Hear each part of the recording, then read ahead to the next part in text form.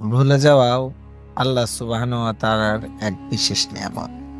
তিনি যদি আমাদের এই নিয়ামত না দিতেন, বেঁচে থাকাটা যে কি ভীষণ দুঃসহ হয়ে উঠত, তা আমরা কল্পনাও করতে পারি না। প্রিয় কোনো মানুষ যখন মারা যায়, প্রথম কিছুদিন আমাদের অসম্ভব খারাপ লাগে। সারা দুনিয়াটাকেই কেমন বড় রংহীন, বিষাদ আর বিরক্ত লাগে কিছুদিন।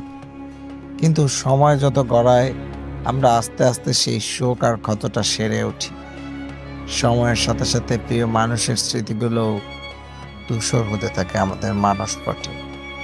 আল্লাহ সুবহানাহু ওয়া তাআলা যদি আমাদেরকে এই ভুলে যাওয়ার ক্ষমতাটুকু না দিতেন, ভাবুন তো কেমন হতো আমাদের জীবনটা। একবার শুধু চিন্তা করেন, আপনার মা মারা যাওয়ার দিন যে কষ্ট আপনার অনুভূত হবে, ৫ বছর অতিক্রান্ত হওয়ার পরও যদি আপনার ঠিক একই রকম কষ্ট লাগে, আপনি কি আদৌ বেঁচে থাকতে পারবেন?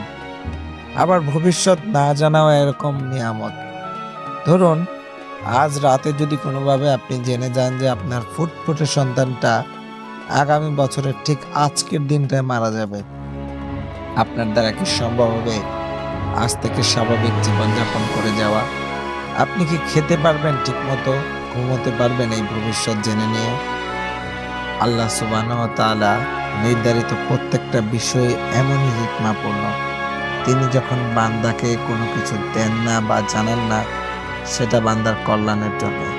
আবার তিনি যখন বান্দাকে কোনো কিছু ভুলিয়ে দেন, সেটাও বান্দার কল্যাণের জন্যে। আসসালামু আলাইকুম।